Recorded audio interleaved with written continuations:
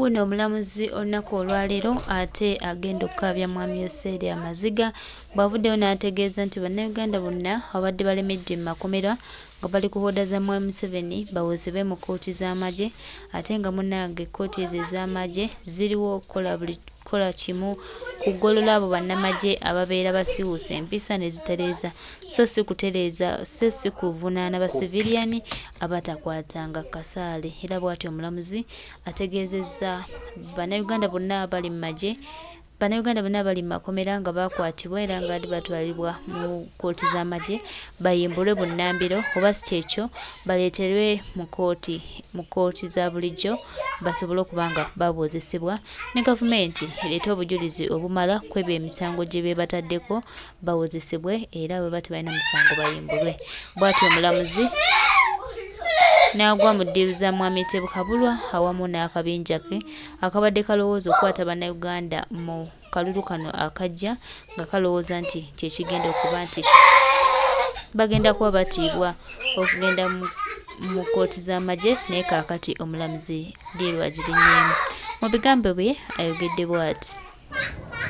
Yewo mugamba mutabaana ba maama olunaku olwaleero lugenze mu byafaayo. Supreme Court kkooti ensukulumu ekoze okusalawo okugenze mu byafaayo. Mwena mukimanyi bulungi nnyo bannayuganda bangi abatabangako b'amagye abatakwatagako yadde ne kasaali babadde bawozesebwa mu kakangalu kooti oyinza okuyita kakooti maasho akalina okutegesa empisa mu bannamagye. Kino nno kyali kikolebwa nakyemalira waakuno. So olwaleero kkooti ensukulumu esazeewo n'egamba oba neeyimiriza mu nnambiro ka kkooti maasho ako okuddamu okukozesa abantu ba bulijjo abatali bannamagye. Kino kitegeeza ki? Baganda baffe bonna ababadde bawozesebwa mu kakooti maasho kano nga Babobiyanga, Bamachete, ttiimu yonna ebadde eri wansi wa kakooti maasho kano olwaleero bayina okutwalibwa mu kkooti ya bulijjo. Mu kyo kitegeeza ki?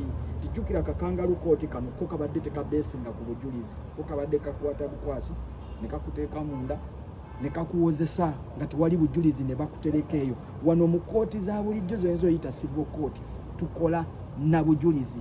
Kitegeeza ki? Bano bannaffe abagenda okutransferingibwa okuteekebwa mu kkooti za bulijjo balina okuteebwa mu bunnambiro kubanga tewali bujulizi.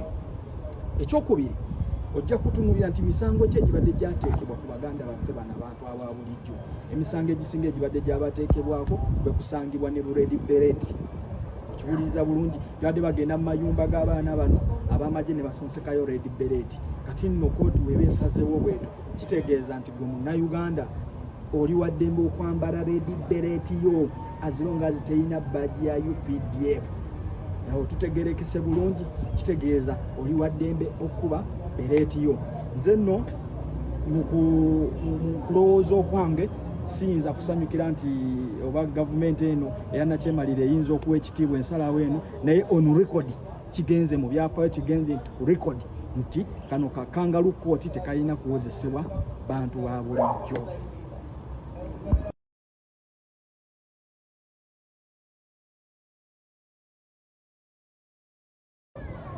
Yo mugamba mutya baana ba maama olunaku olwaleero lugenze mu byafaayo. Supreme Court kkooti ensukulumu ekoze okusalawo okugenze mu byafaayo. Mwena mukimanyi bulungi nnyo bannayuganda bangi abatabangako b'amagye abatakwatagako yadde ne kasaali babadde bawozesebwa mu kakangalu kooti oyinza okuyita kakooti maasho akalina okutegesa empisa mu bannamagye.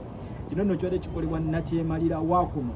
So olwaleero kkooti ensukulumu esazeewo n'egamba oba neeyimiriza mu nnambiro ka kkooti maasho ako okuddamu okukozesa abantu ba bulijjo abatali bannamagye. Kino kitegeeza ki? Baganda baffe bonna ababadde bawozesebwa mu kakooti maasho kano nga Babobiyanga, Bamachete, ttiimu yonna ebadde eri wansi wa kakooti maasho kano olwaleero bayina okutwalibwa mu kkooti ya bulijjo. Mu kyo kitegeeza ki? Tijjukira kakangalu kooti kano ko kabadde tekabeesinga ku bujulizi, ko kabadde kakwata bukwasi ne kakuteeka munda ne kakuwozesa nga tewali bujulizi ne bakutereka eyo. Wano mu kkooti za bulijjo zoyita civil court tukola na bujulizi. Kitegeeza ki bano bannaffe abagenda okutransferingibwa okuteekebwa mu kooti za bulijjo balina okuteebwa mu bunnambiro kubanga tewali bujulizi.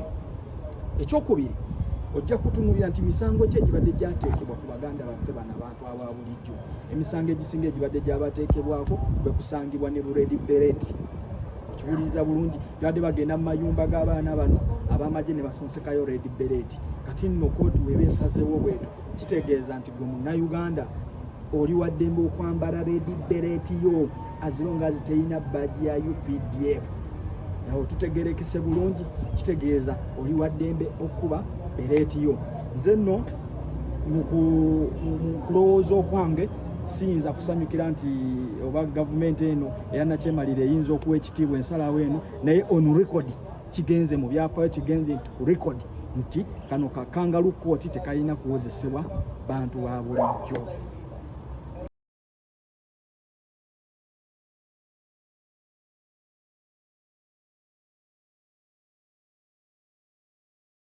Byeyo nga gudda amusinga ate nga gudda omuto.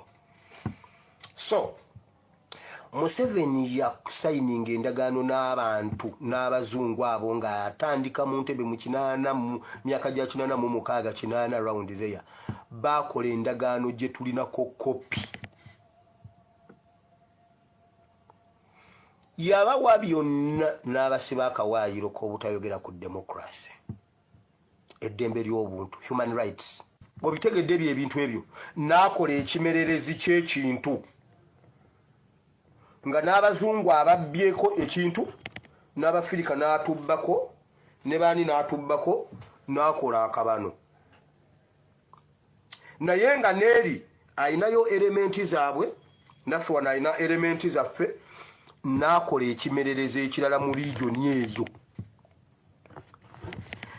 Nekireta n'abakulembeze abalala ab'abazungu abakulembera ensi z'abazungu abajja nga Museveni abasinga okumanya. Kubanga Museveni ebbanga lye yamala ne bakohenizi, simanyi abo, simanyi baani abo, simanyi ba Kisinja, waliwo awo abasajja, waliwo abantu simanyi ba Margaret Thatcher. Museveni bonna yabasisinkana, yayogera nabo ne bamubuulira bye baagala bakwini abo. Yatula ne bakwini abo ne bamubuulira naye n'ababuulira. Kati Museveni n'akola ekimererezi n'akituuza waawo bw'eppaba, naye nga buli omu amuwaayo katono, nammwe Abafirika abawaayo katono, n'abagamba mwe sekandi wammwe wuuno, nammwe Kadaaga wuuno, n'abamma enguudo, n'abamma amasomero. I'm not an employee. I hear some people saying that I am their servant. I'm not a servant of anybody.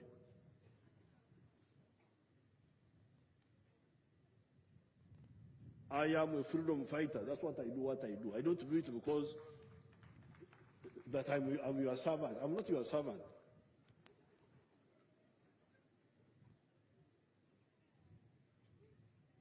I am just a freedom fighter. I'm fighting for myself, for my beliefs. That's how I come in. I'm not an employee.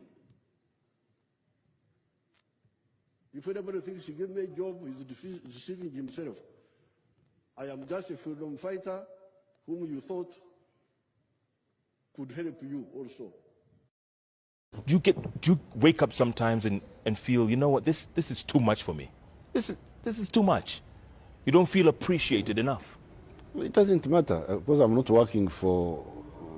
I'm working for myself. I'm not working for. Museveni ebbanga lye yamala ne bakohenizi, simanyi abo, simanyi baani abo, simanyi ba Kisinja, waliwo awo abasajja, waliwo abantu simanyi ba Margaret Thatcher. Museveni bonna yabasisinkana, yayogera nabo ne bamubuulira bye baagala bakwini abo. Yatula ne bakwini abo ne bamubuulira naye n'ababuulira. Kati Museveni n'akola ekimererezi n'akituuza waawo bw'eppaba, naye nga buli omu amuwaayo katono, nammwe Abafirika abawaayo katono, n'abagamba mwe sekandi wammwe wuuno, nammwe Kadaaga wuuno, n'abamma enguudo, n'abamma amasomero. I'm not an employee. I hear some people saying that I am their servant. I'm not a servant of anybody.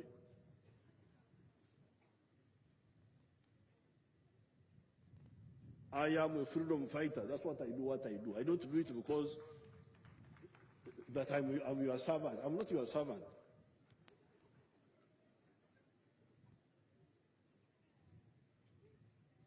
I am just a freedom fighter. I'm fighting for myself, for my beliefs. That's how I come in. I'm not an employee. If anybody thinks he gave me a job, he's deceiving himself. I am just a freedom fighter whom you thought could help you also. Do you wake up sometimes and feel, you know what, this is too much for me. This is too much. You don't feel appreciated enough. It doesn't matter because I'm not working for. I'm working for myself. I'm not working for other people. I'm working for my grandchildren, for my children. And you call me a leader? I am an enemy of the people. I am Exirani. Sorry? I will be Exirani. I will be a curse to the people.